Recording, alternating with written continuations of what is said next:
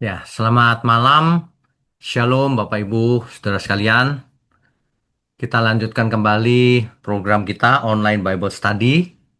Malam ini adalah masih Kitab Matius, sesi ke-25, yaitu dengan tema puncak penderitaan. Saudara, tanpa perasa ini Kitab Matius ini sekali lagi Rabu depan itu selesai Kitab Matius. Kita lanjutkan dengan Injil-Injil yang lain nanti ya. Eh, oke, sebelumnya mari kita tundukkan kepala. Yuk kita berdoa. Bapa di surga, terima kasih kami masih diberi kesempatan untuk datang belajar melalui online Bible Study ini. Biarlah melalui program ini setiap kami ditambah-tambahkan pengertiannya, ditambah-tambahkan kedewasaan imannya. Terima kasih urapi mulut hambamu untuk menyampaikan kebenaran ini. Hanya dalam nama Tuhan Yesus kami berdoa. Amin. Oke, Bapak Ibu sebentar. Saya share dulu screen-nya ya. Ya, malam ini adalah sesi ke-25 Kitab Matius dengan tema puncak penderitaan. Pembacaan Alkitab kita lanjutkan dengan pasal 27, saudara. Terakhir pasal 28 itu Rabu depan, kita selesaikan Kitab Matius. Sekali lagi pertemuannya ya. Nah, jalan salib itu sebenarnya dari penghakiman manusia menuju kemenangan ilahi. Manusia menghakimi, tapi ternyata itu justru kemenangan ilahi. Tuhan Yesus dihukum oleh manusia yang berdosa, agar manusia yang berdosa dibenarkan oleh Allah yang adil. Ini di kalimat ini banyak sekali intinya nanti, ya. Oke. Jadi kita harus mengerti konteks umum Matius pasal 27 ini. Karena merupakan puncak penderitaan Kristus sebelum kebangkitan. Ya. Di sini kita bisa melihat, sebentar saya kasih warna dulu.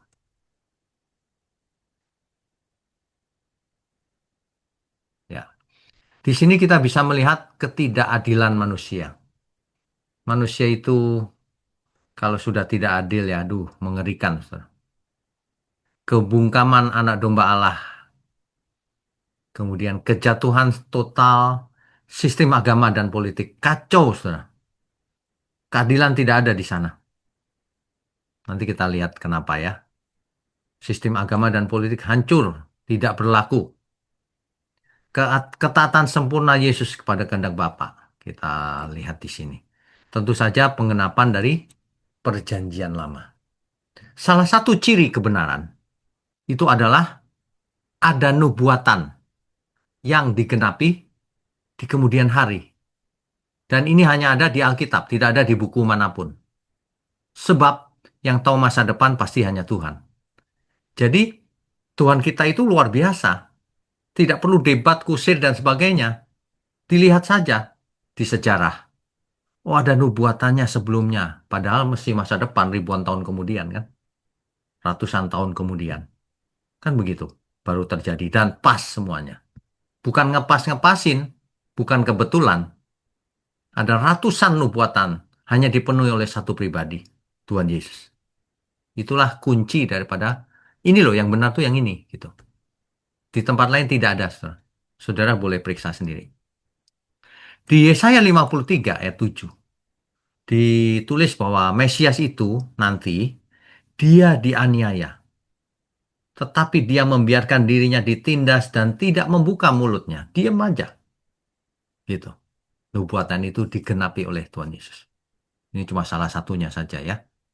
Strukturnya dari Matius pasal 27 itu, dari ayat 1 sampai 10 itu Yesus diserahkan, kemudian Yudas menyesal di sana. Ayat 11 sampai 26 Yesus di hadapan Pilatus. 27 sampai 44 diejek dan disalibkan. Nah, ketika disalibkan terjadi tanda-tanda kosmis. Itu ayat 45 sampai 56. Dan penguburan Tuhan Yesus dan kubur itu akhirnya dijaga karena takut dicuri muridnya. Ya. Jadi begini, Saudara.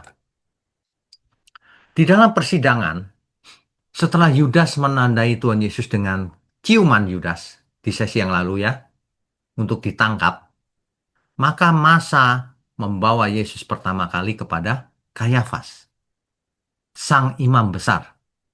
Di Bukit Zaitun, ya di Bukit Zaitun di Taman Getsemani, Yesus ditangkap lalu dibawa ke sini, saudara. Kemana? Ke rumah Kayafas, seorang imam besar, Kayafas. Ya. Nah, persidangan ini sebuah penghinaan sebenarnya terhadap keadilan. Sampai berakhir di fajar dengan keputusan mereka ingin membunuh Yesus. Keputusannya gitu, saudara. Disidang sampai pagi itu. Namun orang Yahudi membutuhkan izin Roma untuk menentukan hukuman mati. Kenapa? Karena yang berkuasa kan Roma. Hukum hukum yudisial yang berkuasa adalah Roma, ya.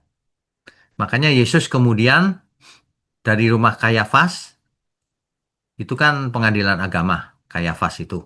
Karena seorang imam kan. Lalu kalau mau dihukum harus dibawa ke sini, yaitu eh, di Pilatus, kepada Pilatus. Sebab Pilatus adalah gubernur Roma yang bisa memutuskan secara eh, hukuman secara sekuler, pidana, ya. Nah, tetapi dari sini kemudian dibawa lagi ke istana Herodes. Nah, Herodes tidak bisa memutuskan, dibalikan lagi ke Pontius Pilatus. Sehingga akhirnya diputuskan untuk disalibkan. Begitu, saudara. Ya. Jadi, kisah ini tidak hanya ada di kitab Matius. Saudara kalau mau tahu lengkapnya harus membaca Injil yang penuh, yang utuh. Matius, Markus, Lukas, dan Yohanes. Matius, Markus, Lukas disebut Injil sinoptik karena mirip-mirip. Ada beda sedikit untuk melengkapi satu sama lain. Sedangkan Injil Yohanes sisi yang berbeda. Nanti kalau kita sampai di sana kita akan tahu bedanya apa. Ya. Nah, kemudian ya. Perhatikan baik-baik Bapak Ibu. Ini harus dimengerti dengan benar supaya gamblang ceritanya, ya. Poin-poin utama persidangan. Jadi urutan kejadiannya itu di rumah Kayafas dari Getsemani, dibawa ke Pilatus, kemudian ke Herodes, kemudian balik lagi ke Pilatus. Ya. Kendala hukumnya apa? Otoritas lokal Yahudi saat itu tidak memiliki hak legal, tidak memiliki hak hukum untuk mengeksekusi seseorang tanpa persetujuan dari pemerintah Romawi. Jadi kendalanya di sana, makanya tidak bisa main hakim sendiri. Harus dibawa kepada yang berwenang. Nah, yang berwenang dalam hal ini, kan ada Raja Herodes, ada Pontius Pilatus. Herodes hanya boneka, Pontius Pilatus yang memutuskan. Gitu ya. Nah, jadi perhatikan yang pertama, di hadapan Kayafas, Mahkamah Agama, persidangan ini dilakukan pada malam hari hingga menjelang fajar. Di sini Yesus dituduh melakukan penistaan agama. Apa itu? Mengaku sebagai anak Allah, menghujat Allah, begitu. Karena ini soal agama. Dan itu saudara bisa baca di Matius, Markus, dan Yohanes ini. Lengkap, ya. Oke. Yang kedua, di hadapan Pontius Pilatus. Tahap pertama ini. Karena Mahkamah Agama tidak berwenang menghukum mati, mereka membawa Yesus ke gubernur Romawi dengan tuduhannya beda nih, saudara. Karena ke gubernur Romawi tidak bukan urusan agama, jadi tuduhannya pemberontakan politik, mengaku sebagai raja orang Yahudi dan sebagainya. Gitu, ya. Bisa dibaca di Matius ayat ini, Lukas dan Yohanes bisa. Nanti dibaca, saudara ya. Ayat ketiga. Di hadapan Herodes Antipas, Pilatus mengirim Yesus ke Herodes karena apa? Karena Yesus berasal dari Galilea, wilayah kekuasaan Herodes itu. Nah, peristiwa ini hanya dicatat di dalam Injil Lukas. Nanti dibaca ya. Makanya saudara, kalau baca Alkitab itu tidak boleh ayatiah, tidak boleh juga hanya satu kitab, harus lengkap. Barulah kebenarannya jadi lengkap. Seperti pasal yang disusun, gambarnya kalau lengkap jelas gitu, saudara. Ya. Nah, akhirnya Herodes tidak bisa memutuskan, kembali lagi ke Pilatus, keputusan akhirnya. Pilatus akhirnya menyerah pada tekanan massa. Pilatus takut pada tekanan massa. Padahal Pilatus tahu bahwa Yesus tidak bersalah dalam hal pemberontakan politik. Gak ada. Kalau agama bukan urusan Pilatus, ya, dan menjatuhkan hukuman salib. Akhirnya begitu, saudara. Saudara baca lengkapnya nanti. Ini ya. Oke. Jadi tuduhan terhadap Yesus itu, yang pertama di rumah Kayafas, otoritasnya kan Yahudi agama tuh. Imam Agung kan Kayafas, imam besar. Tuduhannya penistaan agama karena mengaku sebagai anak Allah.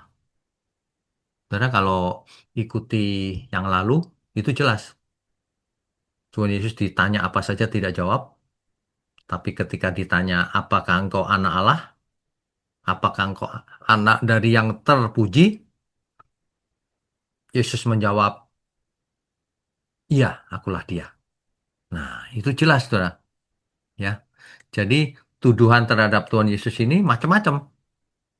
Nah, di Praetorium, yaitu Pontius Pilatus, karena otoritasnya itu Roma, tuduhannya memberontak terhadap Kaisar.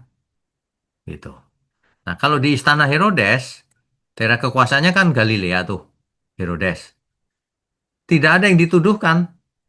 Jadi cemoohan aja, hiburan, tontonan. Karena Herodes kan raja boneka juga. Jadi jelas ya, eh, ada pengadilan agama, ada pengadilan pemerintahan, ada pengadilan boneka, Istana Herodes. Gitu ya. Oke, kita lanjutkan. Ya, yang pertama, ayat 1 sampai 10, saudara. Ayat 1 sampai 10. Ya, yang pertama tentang keputusan pemimpin agama. Ayat 1 dan 2, saudara. Ketika hari mulai siang, semua imam kepala dan tua-tua bangsa Yahudi berkumpul dan mengambil keputusan untuk membunuh Yesus. Ini aneh ya, saudara ya. Tua-tua Yahudi dan sebagainya ini aneh. Kan ahli agama. Kan mereka tahu hukum Taurat. Dilarang membunuh. Malah merencanakan membunuh. Ini ironi besar ini. Mereka taat ritual, tapi membunuh Mesiasnya. Mereka menjaga hukum Taurat, tapi melanggar inti Taurat. Hukum kasih. Matius 23 ayat 27. Tuhan Yesus pernah menyampaikan hal ini. Kamu itu seperti kuburan, luarnya dilabur putih, dalamnya tulang belulang. Munafik maksudnya. Ya. Nah, jadi analisanya begini, saudara. Saudara mesti mengerti hal ini. Para pemimpin agama itu harus membujuk pemerintah Romawi untuk menghukum mati Yesus. Kenapa? Karena mereka tidak memiliki otoritas untuk melakukannya sendiri. Orang Romawi telah mencabut otoritas para pemimpin agama untuk menjatuhkan hukuman mati. Kan hari itu Israel dijajah oleh Romawi. Selain itu, secara politis, lebih baik kalau para pemimpin agama ini menyerahkannya kepada Roma, dia cuci tangan, bukan aku yang menghukum gitu kira-kira. Ya kan? Makanya mereka licik. Mereka ingin kematian Yesus tapi disponsori oleh Romawi gitu kira-kira. Ya. Pemimpin Yahudi telah menangkap Yesus atas dasar teologis, yaitu penistaan agama, mengaku anak Allah. Namun tuduhan ini ditolak di pengadilan Romawi. Kenapa? Karena nggak ada urusan agama. Pengadilan Romawi itu urusannya alasan politik. Kan gitu. Jadi strategi mereka ini adalah menunjukkan Yesus sebagai pemberontak. Sehingga harus dihukum mati. Yang mengaku sebagai raja. Jadi ancaman buat Kaisar Roma. Gitu. Ya. Oke. Yang kedua, Pilatus adalah gubernur Romawi untuk wilayah Samaria dan Yudea. Saudara tahu kalau ada istilah Samaria dan Yudea? Samaria itu maksudnya yang di utara, Yudea itu maksudnya yang di selatan. Ingat ya, kan pernah pecah di zamannya setelah Salomo itu. Di utara namanya Israel, di bawah namanya Yudea. Nah, Israel di utara, ibu kotanya Samaria. Gitu ya, saudara ya. Jadi, Pilatus ini berkuasa di wilayah Samaria dan Yudea. Artinya seluruh Israel. Dari tahun 26 sampai 36 Masehi. Yerusalem terletak di Yudea tentu di selatan kan. Makanya Pilatus sangat senang menunjukkan otoritasnya atas orang-orang Yahudi. Misalnya ia menyita uang dari perbendaharaan Bait Suci untuk membangun saluran air. Saudara kalau ke Israel di Kaisaria itu, saudara akan melihat suatu saluran air besar dari batu-batuan gitu. Nah itu yang bangun eh, antara lain banyak sekali yang Pilatus bangun ya. Itu misalnya ia menyita uang tadi itu, Bait Allah disita untuk bangun saluran air. Pilatus memang tidak terlalu populer, tapi para pemimpin agama tidak punya cara lain untuk menyingkirkan Tuhan Yesus selain membawa kepada Pilatus. Ya.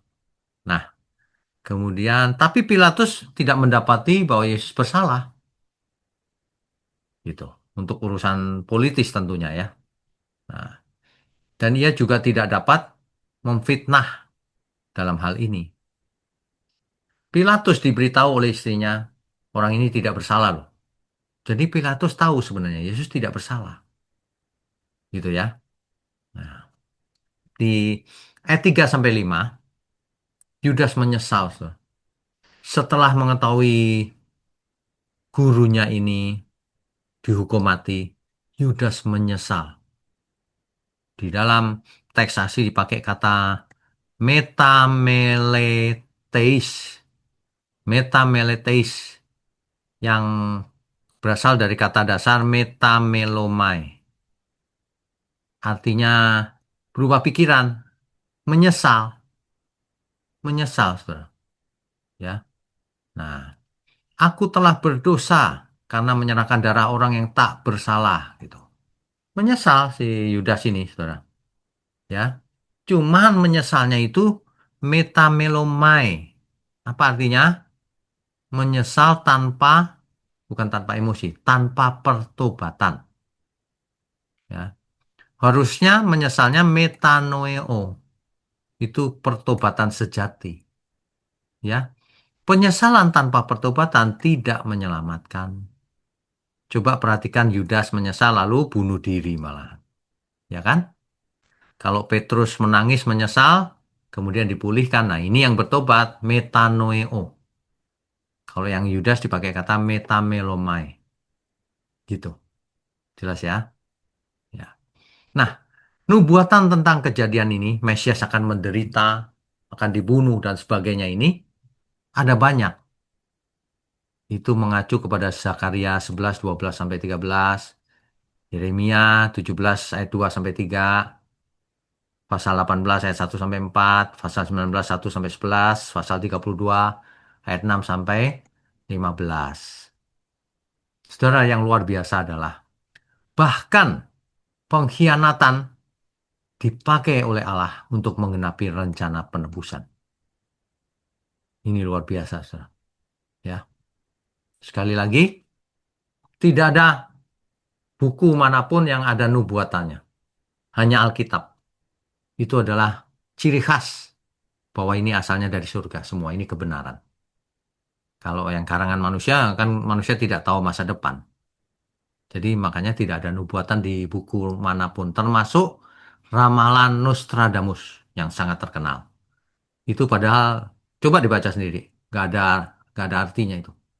Dicocok-cocokin biar pas, gitu ya. Oke, kita lanjutkan.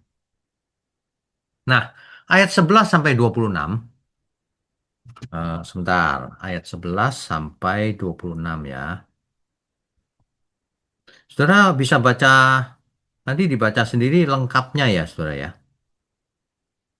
Ya, Yesus di hadapan Pilatus. Oh, ini dia. Nah, ini yang menarik, saudara.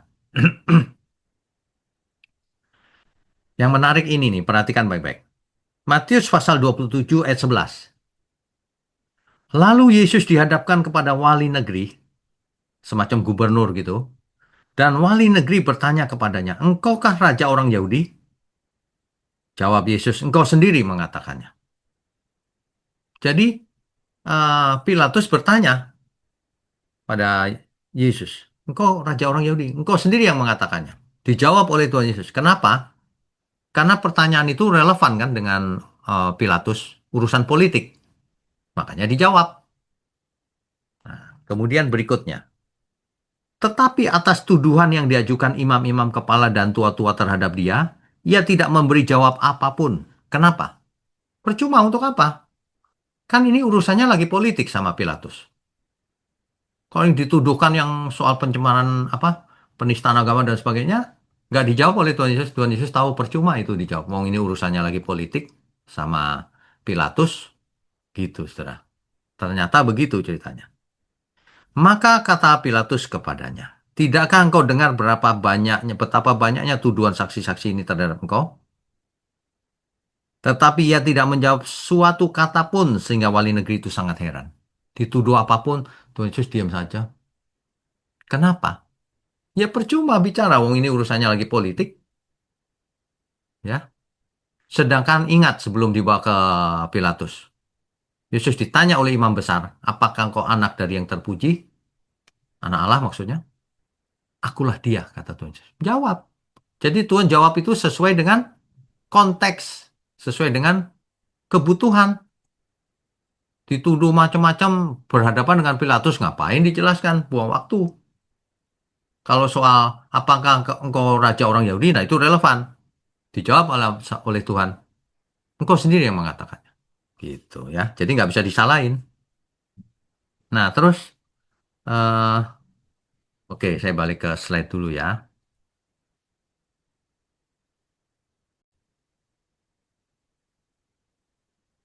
Oke, ya. Jadi diamnya Tuhan Yesus ini bukan kelemahan, tapi karena tuduhan orang-orang Yahudi bahwa ia menghujat Allah tidak relevan bagi pemerintah Roma.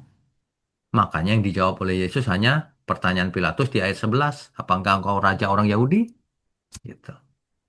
Nah, di kitab Yesaya dinubuatkan, seperti anak domba yang keluh di depan orang yang menggunting bulunya. Jadi tidak berdaya maksudnya. Gitu.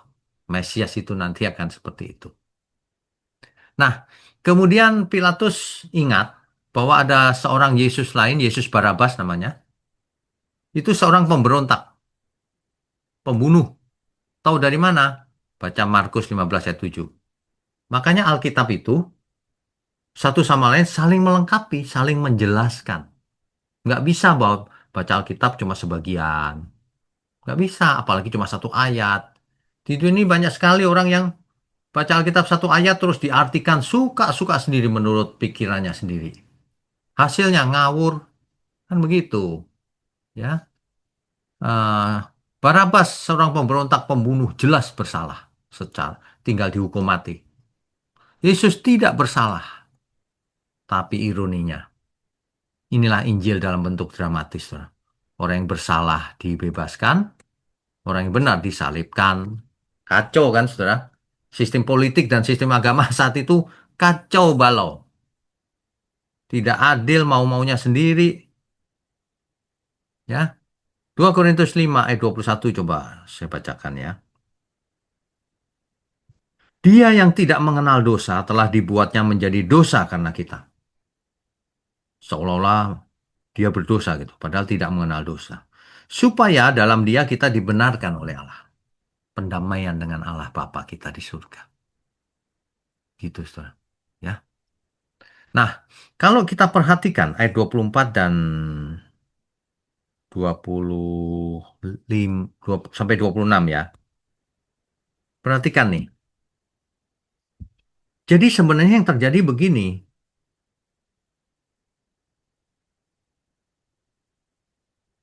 Ketika Pilatus menawarkan diri, kalian pilih Barabas atau Yesus yang dibebaskan? Kata Pilatus kepada mereka gini, jika begitu, apakah yang harus kuperbuat dengan Yesus yang disebut Kristus? Mereka semua berseru, ia harus disalibkan. Lalu kata Pilatus gini, di ayat 23. Tetapi kejahatan apakah yang telah dilakukannya? Kan nggak ada kejahatannya. Kenapa mesti dihukum mati, disalib? Ini Pilatus yang bicara. Namun mereka makin keras berteriak, ia harus disalibkan. Ayat 24. Ketika Pilatus melihat bahwa segala usaha akan sia-sia, malah sudah mulai timbul kekacauan, ia mengambil air dan membasuh tangannya di hadapan orang banyak dan berkata, aku tidak bersalah terhadap darah orang ini, itu urusan kamu sendiri. Perhatikan baik-baik. Pontius Pilatus cuci tangan, nggak mau ikutan, gitu. Aku nggak salah pokoknya. Kok terjadi apa-apa dengan orang ini, gitu. Di di kitab yang lain di Yohanes 19 ayat 12 itu melengkapi kisah ini bahwa sebenarnya Pilatus tidak mau memberi izin untuk menyalibkan Yesus karena memang tidak bersalah. Tetapi orang-orang Yahudi mengancamnya akan melaporkan ke Kaisar. Pilatus takut, makanya ia cuci tangan. Terserah kaulah, begitu. Nah, Pilatus tidak bertanggung jawab. Pilatus netral, padahal dia yang harus buat keputusan. Ia tidak bertanggung jawab, ia cuci tangan. Itu netral atau tidak bertanggung jawab itu sama dengan menyerahkan tanggung jawabnya kepada orang lain. Itu bersalah, loh, saudara. Kalau seseorang punya tanggung jawab untuk melakukan sesuatu yang baik, ia tidak melakukannya. Itu sangat bersalah di hadapan Tuhan. Momen aman sendiri. Itu bersalah besar, loh, saudara. Saudara, kalau di antara kita ada yang bisa melakukan sesuatu yang baik, menolong orang, ya, tapi tidak mau, itu bersalah besar di hadapan Tuhan. Meskipun kelihatannya nggak mau itu nggak apa-apa, netral kok. Tidak mau repot, mau hidup nyaman, nggak mau nolong orang. Itu dia, saudara. Itu Kristen tipe Pontius Pilatus. Ya, ya. Jadi begitu. Nah, kemudian di ayat 27 sampai 44 isinya adalah Yesus dihina, dipukul, dan sebagainya. Akhirnya disalibkan. Jadi raja yang dipermalukan. Mesias menjadi raja yang dipermalukan. Dikasih jubah ungu, mahkota duri, diejek, macem-macem. Galatia 3 ayat 15. Ayat 13. Coba saudara kita baca Galatia 3 ayat 13. Saudara, kalau saudara ada yang baru join online Bible Study mungkin bingung. Ini lagi bahas kitab Matius kok lari kemana-mana. Nah ingat, kalau baca Alkitab tidak boleh satu tempat saja. Harus lengkap. Sebab semua saling melengkapi, saling menjelaskan. Ya. Galatia 3 ayat 13. Kristus telah menebus kita dari kutuk hukum Taurat dengan jalan menjadi kutuk karena kita. Sebab ada tertulis, terkutuklah orang yang digantung pada kayu salib. Kayu salib. Ya. Jadi penyaliban Tuhan Yesus ini satu alat penghinaan sebenarnya. Ya. Yang kedua merupakan hukuman terkutuk menurut hukum Taurat. Menurut hukum Taurat. Coba kita cek. Ulangan 21 ayat 23. Ulangan 21 ayat 23. Ini hukum Taurat nih, saudara. Maka janganlah mayatnya dibiarkan semalam-malaman pada tiang itu. Tiang ini maksudnya tiang salib. Tetapi haruslah engkau menguburkan dia pada hari itu juga, sebab seorang yang digantung terkutuk oleh Allah. Yang tergantung di kayu salib itu terkutuk. Janganlah engkau menajiskan tanah yang diberikan Tuhan Allahmu kepadamu menjadi milik pusakamu. Jadi dalam hukum Taurat ada kalau orang tergantung di kayu salib itu terkutuk. Maka harus cepat-cepat diturunkan. Jangan dibiarkan tergantung sampai pada hari Sabat, jangan. Gitu, ya. Itulah yang terjadi ketika Yesus mati di kayu salib, cepat-cepat diturunkan. Gitu. Nah, ternyata salib yang merupakan alat penghinaan, hukuman paling berat, paling kejam, orang terkutuk, sekarang menjadi tahta kemuliaan malahan. Ya. Jadi penyalipan Tuhan Yesus ini rencana siapa? Rencana Allah atau rencana iblis? Itu sederhana bacanya, menjawabnya. Pakai Alkitab. Alkitab menubuatkan Mesias nanti akan menderita, mati, dibunuh. Itu jelas. Jadi itu rencana Allah memang untuk menebus manusia. Kalau ada yang berpikir, oh masa pembunuhan rencana Allah? Yang membunuh ini rencana ya orang-orang Yahudi. Tetapi dipakai Allah untuk ternyata penebusan dosa. Dan apakah Allah merencanakan mengirim Yesus ke bumi? Iya, memang. Mengerti ya maksudnya ya. Jadi rencana Allah mengorbankan anak tunggalnya menjadi anak domba Allah, penebusan dosa seluruh isi dunia. Nah, manusia-manusia yang ini melakukannya memang karena mereka jahat, ingin membunuh Yesus juga, gitu. Jadi bukan rencana iblis. Salib bukan rencana iblis, salib itu rencana Allah. Keselamatan, ya. Oke, berikutnya. Nah, ini dia. Dari tempatnya Pilatus, Yesus dibawa, ya, diolok-olok, diberi jubah kirmisi, dimahkotai duri, kemudian digiring ke tempat penyalipan di luar kota, ya, di luar kota. Kemana itu ini gambarnya? Ke sini, Golgotanya. Ini menurut tradisi, Golgota ada di situ. Tapi ada kemungkinan lain ke sini nih. Kemungkinan Golgotanya di sini. Makanya kalau kita ke Israel, ada dua kemungkinan ini. Golgota itu. Ya, begitu. Jadi, ejekan terakhir terhadap Tuhan Yesus adalah ketika Yesus ada di tergantung di kayu salib. Jika engkau anak Allah, turunlah dari salib itu. Saudara tahu, justru karena dia anak Allah, dia tidak turun dari salib. Kalau dia turun dari salib, dia bukan anak Allah. Dia melawan kehendak Allah artinya. Nah, tapi dia tetap taat, bahkan sampai mati di kayu salib. Gitu ya. Nah, ada tanda-tanda dari surga. Tanda kosmis, yaitu di ayat 45. Matius 27 ayat 45. Ya. Mulai dari jam 12 kegelapan meliputi seluruh daerah itu sampai jam 3. Jam 12 sampai jam 3. Gelap, Saudara.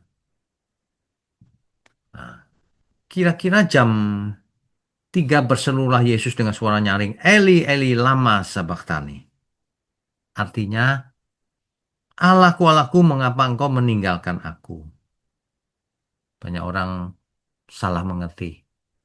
Orang pikir berarti Yesus kehilangan iman. Bukan. Itu itu ekspresi yang dikutip dari Mazmur 22 ayat 1. Ia menanggung keterpisahan sementara akibat dosa. Ya. Nah, ini. Makanya ketika orang banyak yang berdiri situ dengar itu, ya mereka pikir Yesus sedang memanggil Elia, Eli, Eli, lama sabachthani. Padahal bukan itu maksudnya. Coba kita lihat apakah Elia datang, gitu katanya, ya. Oke, kita lanjutkan.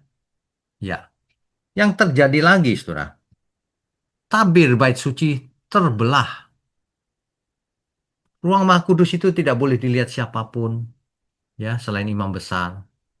Tidak boleh dimasuki siapapun. Kematian Tuhan Yesus membelah tirainya itu loh, gempa bumi dan terbelah. Coba bayangkan. Para imam ketakutan, ada apa ini? Tapi justru itu ada maksud Tuhan. Siapapun boleh datang ke ruang Maha Kudus. Boleh datang langsung kepada Allah. Tidak perlu melalui manusia, imam, dan sebagainya. Tidak perlu loh, saudara. Saudara kalau datang kepada Tuhan nggak perlu melalui gembala, saudara. Nggak perlu. Tapi kalau saudara masih lemah belajar, boleh minta tolong, didoakan, dibimbing. Memang itu tugas dari gembala di bumi. Ya, tapi saudara datang langsung. Makanya berdoa tidak boleh pakai perantara. Kecuali minta didoakan itu lain ya. Kalau nitip, tolong dong sampaikan ke Tuhan itu tidak perlu. Ya. Tolong doakan, nah itu benar. Karena Alkitab juga menganjurkan kita saling mendoakan. Ya. Oke, kita baca Ibrani pasal 10 ayat 19 sampai 20.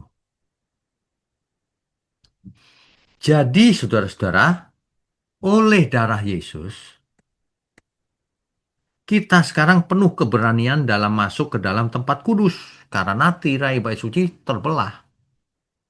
Karena ia telah membuka jalan yang baru dan yang hidup bagi kita melalui tabir, yaitu dirinya sendiri. Gitu. Ya. Nah, yang ironi lagi, seorang kepala prajurit malah mengaku sungguh ia ini adalah anak Allah. Ironinya bangsa pilihan menolak bahkan membunuhnya, sedangkan bangsa kafir malah mengakui Yesus sebagai anak Allah. Dunia penuh ironi, saudara. Ya, orang yang melawan Tuhan terkadang bukan hanya dari orang yang tidak percaya. Orang yang percaya pun bisa melawan Tuhan lewat perbuatannya. Ini mengerikan, ya. Kemudian tentang penguburan Tuhan Yesus sesuai dengan nubuatan di Yesaya 53 ayat 9. Coba kita cek Yesaya pasal 53 ayatnya yang ke-9. Ini tentang Mesias nih, saudara. Orang menempatkan kuburnya di antara orang-orang fasik dan dalam matinya ia ada di antara penjahat-penjahat sekalipun ia tidak berbuat kekerasan dan tipu tidak ada dalam mulutnya. Itu jelas sekali itu, ya. Oke, berikutnya. Nah, ini dia tentang kubur yang dijaga. Saudara, kubur Yesus dijaga. Kenapa? Karena Yesus pernah bicara nanti ia bangkit pada hari ketiga. Sedangkan dalam pikiran para eh, imam, ya, dan orang-orang Yahudi ini, oh nanti jangan-jangan murid-muridnya itu mencurinya lalu ngaku bangkit, gitu. Makanya dijaga, gitu ya, kubur dijaga. Nah, begitu saudara. Dari pasal ini kita bisa menarik kesimpulan-kesimpulan yang praktis agar kita bisa menarik manfaat dari semua ini, ya. Sebentar. Kita baca dulu ayat 62-nya. Matius pasal 27 ayat 62. Keesokan harinya itu setelah Yesus dikubur ya. Yaitu sesudah hari persiapan datanglah imam-imam kepala dan orang-orang Farisi bersama-sama menghadap Pilatus. Menghadap Pilatus lagi. Dan mereka berkata, Tuan, kami ingat bahwa si penyesat itu sewaktu hidupnya berkata, sesudah 3 hari aku akan bangkit. Karena itu, perintahkanlah untuk menjaga kubur itu sampai hari yang ketiga. Jikalau tidak, murid-muridnya mungkin datang untuk mencuri dia. Lalu mengatakan kepada rakyat, ia telah bangkit dari antara orang mati. Sehingga penyesatan yang terakhir akan lebih buruk akibatnya daripada yang pertama. Kata Pilatus kepada mereka, ini penjaga-jaga bagimu. Pergi dan jagalah kubur itu sebaik-baiknya. Gitu, saudara, ceritanya. Ya. Nah, hikmat yang bisa kita dapat.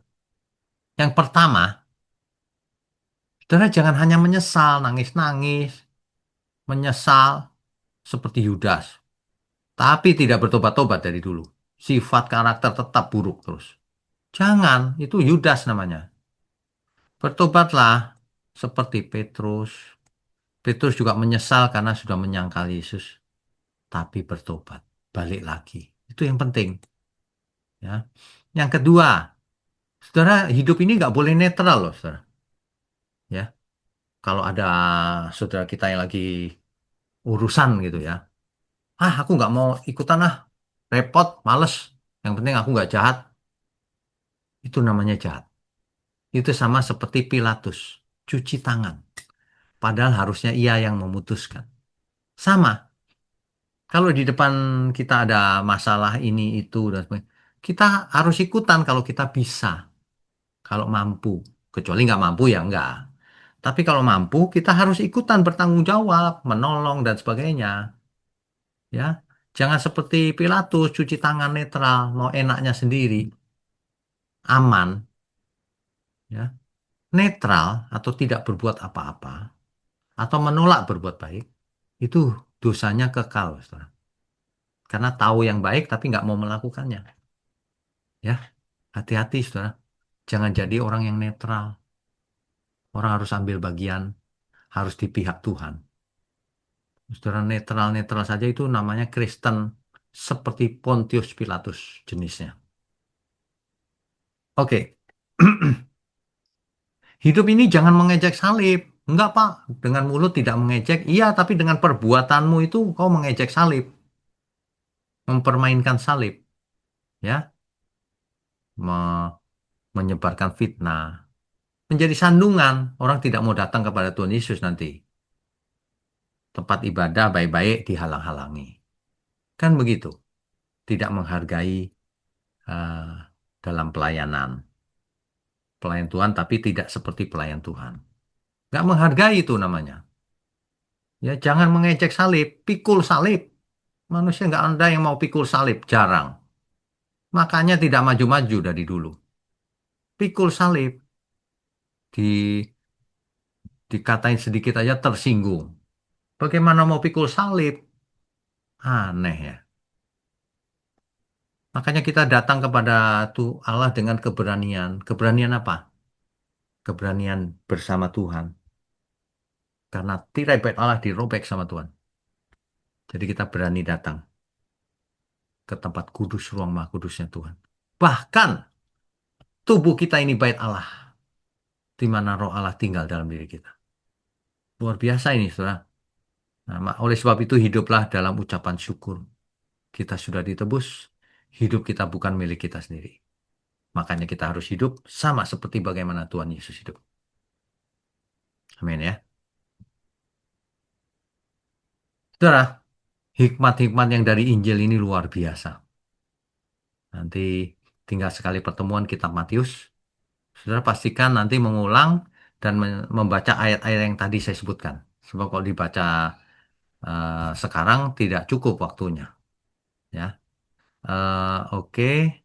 Kalau ada yang mau bertanya boleh, silakan. Sebentar saya buka dulu.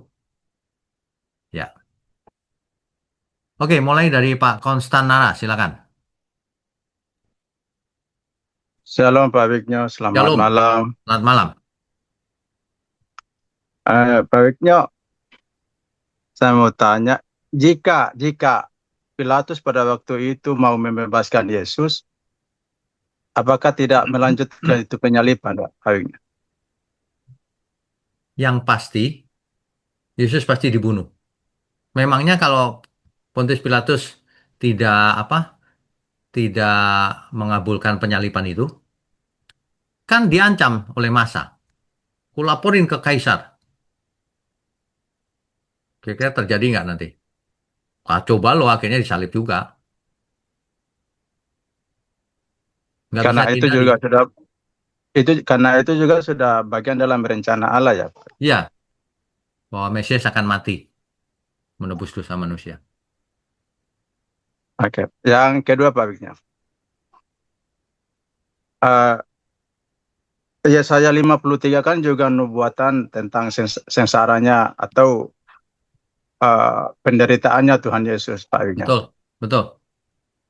Uh, yang Kenapa? sering kita dengar bahwa Yesus disalib itu karena penembusan dosa.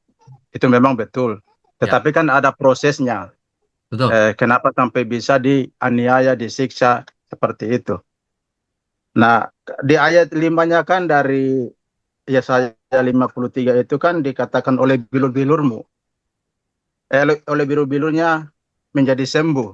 Ya, Nah, ini ayat ini kan sudah sering dijelaskan oleh Pak Wigno bahwa sembuh bukan fisik yang dimaksud, tapi jiwa ya, dari kesesatan begitu.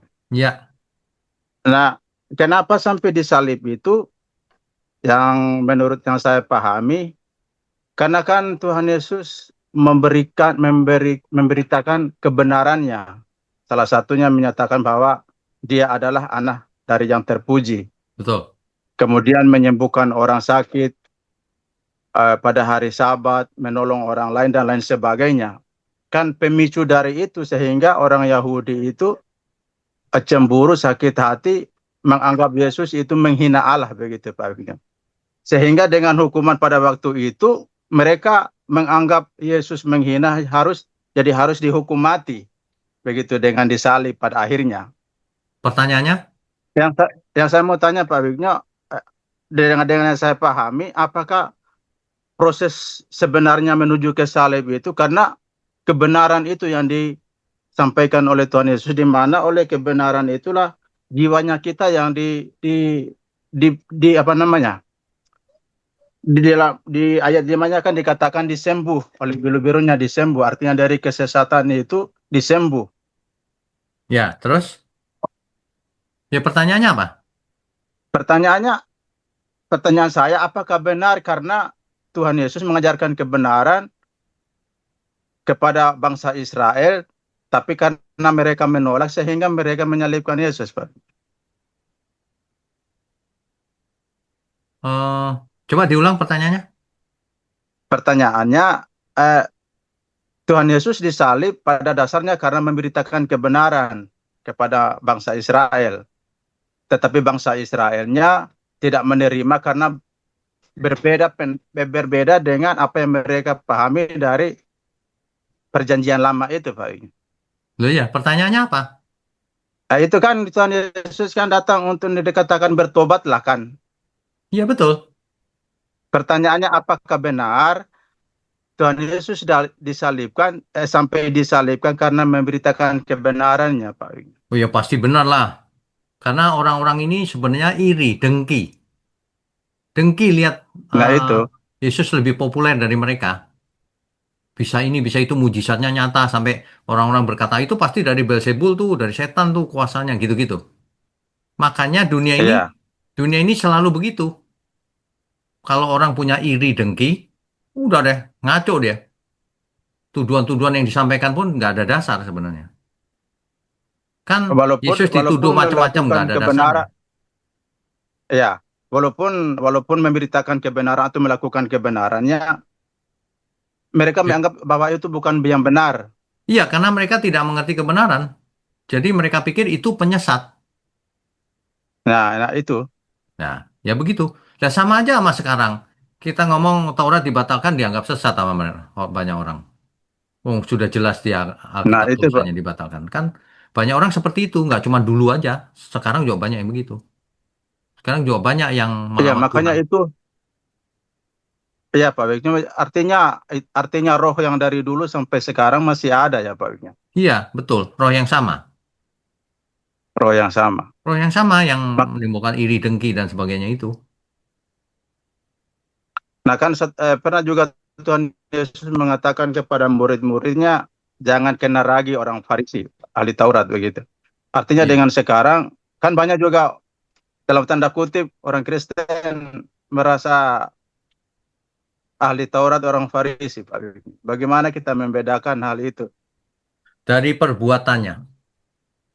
Karena kalau ngomong soal ayat, seolah-olah ada banyak orang mengerti gitu. Padahal cuma mengutip tanpa pengertian yang benar.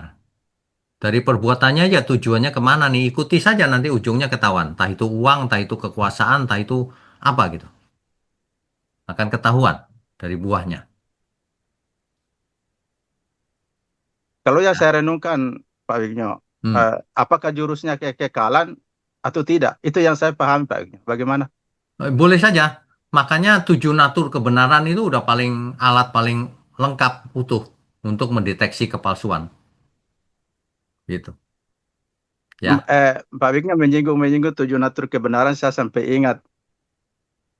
Jadi setiap saya mendengarkan orang, Pak Wigno, selalu ingat 7 naturnya itu yang menjadi alat ujinya, Pak Wigno. Iya, iya, iya. Terus, Jadi seolah-olah bagaimana ya, tidak langsung menerima, Pak Wigno. Jadi seolah apa kritis begitu. Apakah diperbolehkan, Pak Wigno?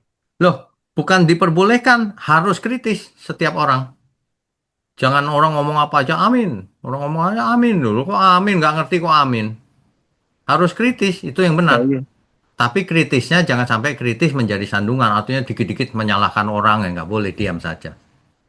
Tidak, saya tidak berbicara, Pak. Cuma maksudnya dari 7 natur itu kan apa namanya, kita memiliki alat itu Ya, tujuh betul. natunya itu Pak Bigno. Ya dipakai Jadi saja. saya menggunakan itu kebanyakan Pak Bigno. Jadi benarkah itu yang dikatakan? Saya tidak tanya sama yang bersangkutan, dalam hati saja Pak Bigno. Ya benar dong. Harus bisa Jadi menganalisa. seolah-olah jadi saya menjadi, ya, jadi seolah-olah saya jadi manusia yang kritis Pak Bigno. Ya memang harus kritis. Tapi saya tidak menunjukkan bahwa, Ya, ya. Nggak, kita harus kritis. Nggak boleh nggak kritis. Tuhan Yesus sangat kritis. Cuma tidak punya apa?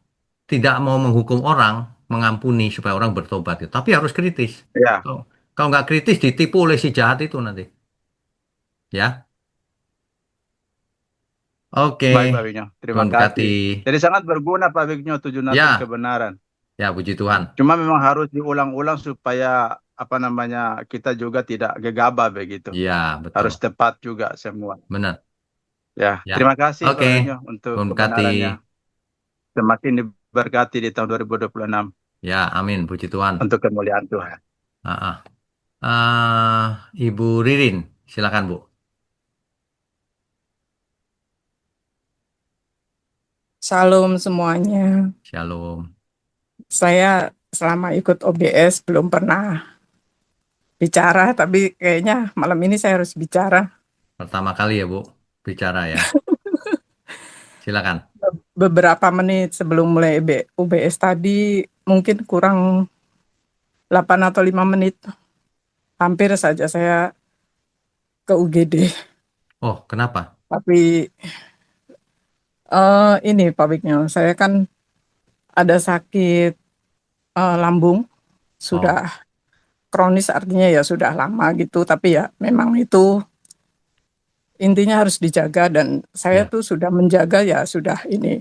Tapi ya. karena ada pengobatan lain, kebetulan ada infeksi sedikit dan obatnya itu antibiotik. Jadi lambung saya tuh Kena. mungkin kaget ya. Ya, Ya. ya, ya. Nah, saya kondisinya sudah sangat drop tadi itu. Hmm. Lalu suami saya ada di sini tapi mohon maaf beliau belum ini ya, belum ingin diperkenalkan ya, maaf ya. Nggak apa-apa, Suami nggak saya apa-apa. bilang, kuat nggak kalau malam ini jangan ke rumah sakit dulu. Terus saya bilang, iya ini udah mau OBS. Saya tadi hampir saja nelpon Pak Wiknya atau WA, Pak saya maaf ya saya sakit, saya nggak bisa ikut OBS, saya harus segera UGD. Tapi saya hanya duduk, diam, tersungkur, Tuhan tolong saya. Dalam kondisi saya yang lemah, tunjukkan kuasa-Mu Tuhan. Dan itu rasanya tadi semua drop ya, saya tuh nafas susah, ya pokoknya kondisi buruk lah. Ya, Secara fisik sakitnya luar biasa, kalau anak kecil mungkin sudah meraung-raung ya, saya udah sangat sakit sekali. Dan saat saya itu benar-benar antara sadar dan tidak ya, karena saya sudah ngedrop sekali. Dalam kelemahan saya tunjukkan kuasa-Mu Tuhan. Setelah selesai amin, saya sampai sekarang ikut. Saya kayaknya harus bicara ini. Kayak dari tadi terdorong untuk bicara. ya, Jadi ya, memang gini ya, maaf, ketaatan itu harus bersih hati, bersih pikiran. ya, betul, Apapun keadaan kita. betul. Kalau kita masih ada yang disesali sedikit pun itu dalam hidup ini, apapun itu, kemudian kita masih ada menyimpan apa yang mungkin kita disakiti atau kita dirugikan secara luar biasa ya. Pak Wiknya tahulah sejarah saya ya. Ya saya banyak cerita gitu. Intinya disakiti atau dirugikan luar biasa kayak gimana pun, jangan pernah kita itu masih menyimpan sakit hati, jangan. Jadi jangan pernah menyesali apapun yang sudah terjadi dalam hidup kita, jangan pernah sakit hati apapun itu. Ya, Kita paksa terus diri kita untuk mengampuni, itu sangat sulit memang, tapi harus bisa. ya, Karena kita itu harus jadi pemenang. ya, Jadi anak-anak Allah yang lebih dari pemenang. Jadi taat itu dalam kondisi dan situasi yang genting, tetap taat. Taatnya apa? Punya perasaan dan pikiran Tuhan, yaitu bersih hati dan pikiran. Iya, Jangan ada benar. khawatir, jangan ada gelisah, jangan ada panik atau apapun itu benar-benar luar biasa dan kita benar-benar berserah dengan tulus itu. Mantap, mantap. Terima kasih Ini kesaksiannya, Bu. Itu ini hanya itu sebagian kecil, yang lainnya ya, banyak banget dan lebih dahsyat dari ini. Saya ya, saya hanya mantap. bicara itu saja. Terima kasih Oke. semuanya. Terima kasih. Terima kasih Harus kesaksiannya, harus Bu tetap Ririn. kuat, harus tetap semangat Ya, semangat. semuanya. Terima Tuhan kasih Pak berkati. Wisnu. Terima Tuhan kasih. berkati. Yo, mari. Nah, berikutnya Pak Ari, silakan Pak. Siap, Bapak selamat malam, Shalom. Selamat malam, Shalom. Bapak terima kasih banyak atas pencerahan kebenaran firman Tuhan di kitab Matius ini sangat luar biasa. Semakin ke sini semakin kita terbuka Puji untuk Tuhan. mengerti. Jadi saya bersyukur ada dalam pendalaman Alkitab yang menjadi pertanyaan saya di sini adalah bukan materi sekarang, Bapak, Oh, tapi baik. saya mundur sedikit ke belakang terkait dengan ada beberapa kejadian-kejadian di kitab Perjanjian Lama itu Bapak selalu tampilkan, tetapi yang saya sendiri sampai dengan hari ini saya bingung itu kira-kira di Babel ini di sekitaran mana Bapak? Oke, Mohon pencerahannya. baik. Yang namanya Babel itu zaman sekarang itu Irak, Pak. Oh, siap. Itu Irak. Jadi cerita kitab Kejadian itu sebenarnya di sekitar itu, sekitar Timur Tengah itu, dari Israel sampai ke kanan itu, ke timur itu ada Irak, Iran, Persia itu Iran. Orang Majus itu datangnya dari Persia, dari Iran. Sedangkan Babel itu Irak. Dan Siap Taman Bapak. Eden ada di sekitar sana juga. Itu. Berarti di tempatnya Abraham di Ur Kasdim itulah Bapak ya. Ur Kasdim, betul. Ur itu sekitar situ, Baik Bapak, terima kasih Mesopotamia. banyak. Oke, Terima kasih Bapak. itu saja. Itu saja Bapak, terima kasih, Oke, Tuhan Tuhan berkati. berkati. Selamat tahun baru Bapak. Selamat tahun baru. Bu Ivon, silakan. Bisa langsung pertanyaannya. Ya Pak, Ya, Eh, tolong dijelaskan bedanya apa nyangkal diri dengan memikul salib Pak. oke, baik. Memikul salib itu adalah salib kita masing-masing. Apa itu? Beban yang ditaruh Tuhan dalam hidup kita. Nah, itu salib. Ya, beban yang ditaruh dalam hidup kita yang harus kita lakukan. Tentunya beban yang dimaksud ini adalah beban yang ada hubungan dengan keselamatan. Keselamatan jiwa yang terutama ya. Kalau yang soal makannya makan gado-gado atau ini ya itu nggak penting, itu bukan beban. Beban itu bagaimana hidup kita ini bisa menuruti kehendak Allah. Itu beban. Termasuk bayar harga. Bayar harga itu dengan ikut Tuhan Yesus kita berisiko dijauhi orang, dihina atau bagaimana. Itu beban, itu salib juga itu. Ya.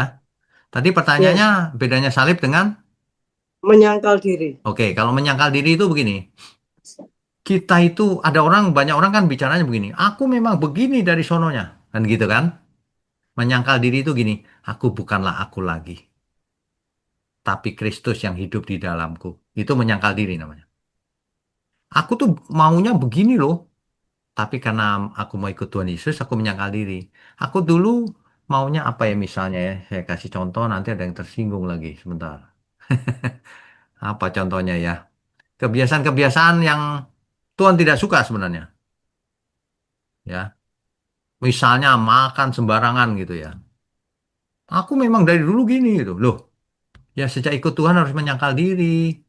Nggak boleh kedagingan. Nah, gitu. Itu menyangkal diri namanya. Membunuh manusia lama. Jadi manusia baru itu. Menyangkal diri. Jadi manusia lama kita itu tinggalin. Itu menyangkal diri namanya. Aku tuh ciptaan baru di dalam Tuhan. Nah, gitu. Misalnya kalau dulu malas sekarang rajin Pak. Ya, misalnya gitu. Sederhananya gitu. Ya. Dari pelajaran hari ini yang saya dapat dari Tuhan Yesus yang menjawab apa yang seperlunya, Pak. Jadi kalau saya terapkan dalam sehari-hari juga mungkin perlu begitu, Pak. Yang tidak perlu tidak usah diurus, Pak. Betul. Jadi orang itu jangan kepo. Atau kepo ya. Ngomong yang nggak penting-penting diomongin berjam-jam gitu. Nggak penting. Nah, Nah, ini ya khususnya sekarang kalau khususnya ibu-ibu ini. Nggak- yang banyak omong kan ibu-ibu, bapak-bapak kan diem aja gitu. Ngomong tentang ini, kalau di sana makanan enak ini dibahasnya lama, bener. Bahas nggak usah lama-lama, itu nggak penting. nah, pertanyaan saya, Pak, bagaimana kalau seumpama ada orang yang begitu, maksudnya seumpama telepon ya, Pak, telepon saya seumpama. Terus ngomong ya sudah penting-penting. Bagaimana saya cut itu, Pak? Ya, kalau Supaya ngomong, tidak, ya, tapi tidak menjadi batu sandungan, Pak. ya, ya itu dibutuhkan hikmat juga ya. Artinya gini, kalau orang ngomong lama gitu kan, ya nggak usah diresponi dulu. Udah ya, aku lagi ada ini nih, kesibukan gitu aja. Nah, enggak, itu nggak bohong, Pak. Loh, emang Kalau nggak ada nggak ada kesibukan saya, Ibu? Emang nggak ada oh ya kesibukan? ada, Pak. Lah iya, emangnya bohong apa? Emangnya gini, entah ya ada kesibukan terus benerannya bengong. Kan enggak, memang ada Iya, kesibukan kan kita iya, harus lakukan ini itu. Ya bener dong. Apanya iya, yang iya, bohong? iya, iya, iya, iya, iya, iya, Maksudnya iya, sebenarnya bukan cuma kesibukan, ada banyak hal yang lebih penting dari ngomongan yang nggak penting ini. iya, iya, iya, Pak. Gitu loh. Ya. Ya, Ah, satu lagi ya, Pak. ya, Saya beberapa kali ini dapat, seumpama dapat forward ini ada khotbah bagus, seumpama, Pak. ya, Tapi sebelum itu, sudah dapat ini sebelum lihat, atau juga waktu baru saya buka, sudah ada perasaan yang tidak damai sejahtera, Pak. Ah, karena rasanya kok ini eh, ajaran salah gitu, Pak. oh, ya, ya, Kak, ya, jadi waktu, tapi saya juga enggak mau, maksudnya menghakimi ya, Pak. ya, Saya diam aja, eh, tapi pasti ada seperti itu. ya. Itu artinya gini, Itu itu artinya Ibu seperti Pak Konstanara tadi, kritis. Langsung mendeteksi ini nggak pas nih gitu. Itu kritis. Kritis itu bagus. Cuma kritisnya itu harus dewasa. Dewasa itu maksudnya gini. Oh dia ini meleset nih, nggak pas yang ini ngomongnya. Gitu aja, nggak perlu salah ini sampai kesel marah ngapain gitu, nggak perlu. enggak, iya, iya, iya, iya, Ya gini aja. Oh dia salah nih. Gitu aja nggak apa-apa kan? Emang nggak boleh kita tahu iya, orang iya, salah. iya, iya. Asal tidak Semua orang menghakimi. bisa salah, Pak. Ya, Iya, asal tidak menghakimi. Menghakimi itu menghukum gitu, menyerang dan sebagainya. Nah, itu nggak boleh. Kalau cuma salah, kita iya, harus iya, tahu salah. Oh, orang ini jahat ternyata. Harus tahu. Masa nggak tahu? Gitu. iya, iya, iya. Ya. Hmm. Apa perlu saya, eh, kan saya dikirim orang itu, Pak. Ya. Kalau saya tidak mengatakan bahwa oh ini tidak betul kepada orang itu, apa saya seperti Pilatus, Pak? Ibu harus begini. Ibu harus memberitahu mereka. Itu ada yang nggak tepat loh ya. Ini gitu aja nggak perlu. Salah loh, nggak perlu Oh ngotot-ngotot. iya, iya, Itu ada yang tidak tepat. Caranya harus halus, Bu. iya. Nanti kalau dia Tapi nanya harus yang harus mana, harus yang ngomong ya, Pak. iya harus. Nah, tapi yang halus. Nah, nanti kalau mereka nanya yang mana, nah jelaskan. Kalau mereka nggak Oh terima, iya, lu sok tahu lu ini, ya udah diem saja. Gitu caranya. iya, Berarti iya, dia nggak nggak belum waktunya belajar. Percuma diomongin. Nah, itu nggak usah banyak omong. Wah, lu nggak ngerti, nggak perlu. Oh, ini iya, nggak mau belajar nih. Ya udah, iya, gitu. Buat apa? Buang-buang energi mulut untuk orang yang tidak mau belajar, ya kan? iya, Gitu. iya. Terima kasih Pak Wigyo. Oke. Selamat tahun baru. Selamat tahun baru, Tuhan berkati. Tuhan berkati. Berikutnya Pak Epenius, silakan.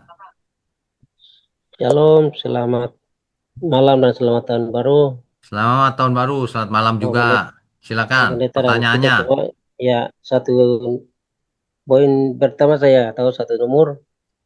Yang pertama, mengapa Tuhan Yesus tidak buka mulut satu pun waktu itu?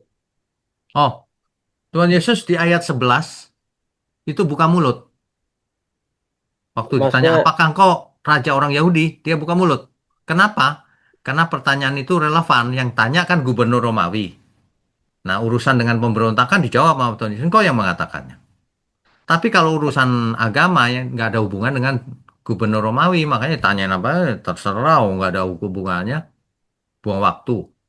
Tapi ketika imam kepala nanya, apakah engkau anak dari yang terpuji? Dijawab, iya akulah dia. Nah, yang konteksnya benar. Yang nggak perlu banyak omong. Gitu. waktu disiksa, waktu di Nah, kalau itu diam saja, mati Tuhan. itu Itu diam ya. saja. Ya.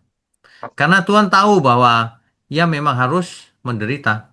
Kan di sesi-sesi sebelumnya sudah dijelaskan tuh. Bahwa ia akan ke Yerusalem, ditangkap, dibunuh. Kan gitu. Tuhan Yesus sendiri yang cerita. Jadi harus memang sudah tahu begitu. Ya, Terima kasih. oke. Itu saja. Tuhan berkati. Berikutnya Pak Made, Sama-sama. silakan. Ya, selamat malam Pak. Selamat malam.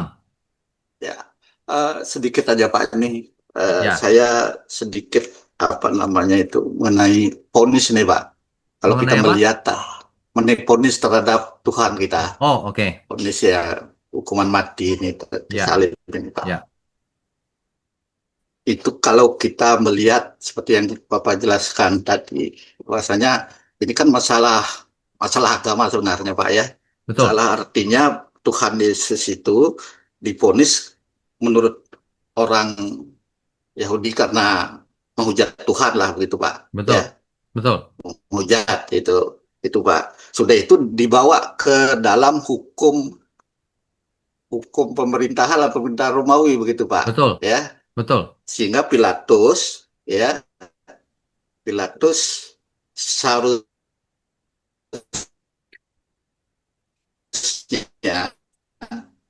seharusnya karena ini masalah itu sudah di luar konteks pemerintahan Betul. begitu Pak. Betul. Kalau kita di Indonesia kan ada pengadilan agama dan sebagainya Pak gitu Pak. Ya, benar. Itu maksud saya begini Pak, kalau memang demikian Pak, apakah Pilatus itu tidak mengenalkah agama Kristen ini gitu Pak, atau hukum Taurat dan sebagainya, atau pemerintah Romawi itu kira-kira sebagian dominan tuh apakah tidak mengenal Taurat atau mungkin agamanya lain atau kepercayaannya lain begitu Pak. Romawi Sehingga menyembah dewa-dewa, Pak. Romawi menyembah dewa-dewa. Dia tahu ada hukum Taurat milik Yahudi, tapi dia nggak ikut. menyembah dewa-dewa Nah, ya Pak ya. ya, dia dewa-dewanya banyak, dewa Romawi. Pak ya. Hmm. Oh gitu. Itu Makanya Pak. mereka Karena itu sebenarnya orang kalau kafir, Pak. orang kafir ya Pak ya. Nah, Hmm. karena kalau saya melihat tadi itu Pak, tidak ada rasa takutnya begitu Pak. Kok menghukum orang yang Tidak artinya di bersalah. luar daripada jangkauan mereka begitu Pak. Terutama tidak Itu ada sebenarnya hubungannya begitu, Pak. Pilatus terdesak gitu, Pak. Dia nggak mau menghukum sebenarnya. Apalagi istrinya cerita kan, istrinya dapat mimpi. Jangan dihukum, ini orang Ya. benar gitu. Paulus nggak mau hukum, Pak. Tapi orang-orang banyak teriak, kamu kalau nggak mau menghukum, kulaporkan ke kaisar. Gitu. Nah, Paulus takut. Nah, di situ salahnya dia di situ. Begitu takut, dia cuci tangan. Hari ini banyak orang cuci tangan. Ada hal yang harus dia lakukan, dia nggak mau lakukan untuk kebaikan. Dia cuci tangan. Hari ini banyak Pontius Pilatus. Pontius Pilatus Pak. Ya, terima kasih banyak Pak. Oke. Saya kira itu aja Pak. Itu Selamat saja. malam. Baik, selamat Ya. malam. Tuhan berkati. Terima kasih. Oke, Bapak Ibu, selesai juga ya. Kita tundukkan kepala yuk. Mari kita berdoa. Bapa di surga, terima kasih untuk kebenaran malam hari ini. Kami semua sungguh diberkati. Biarlah Tuhan sendiri yang memimpin program ini sampai akhir. Tuhan yang lindungi, pelihara gereja mula-mula GMM. Dan juga seluruh umatmu dimanapun berada, yang mengikuti secara onsite maupun yang online Tuhan. Tuhan berkati mereka. Sehingga kami semua nanti boleh bertemu lagi di Firdaus dan di surga kekal. Makasih, hanya dalam nama Tuhan Yesus kami berdoa dan mengucap syukur. Amin.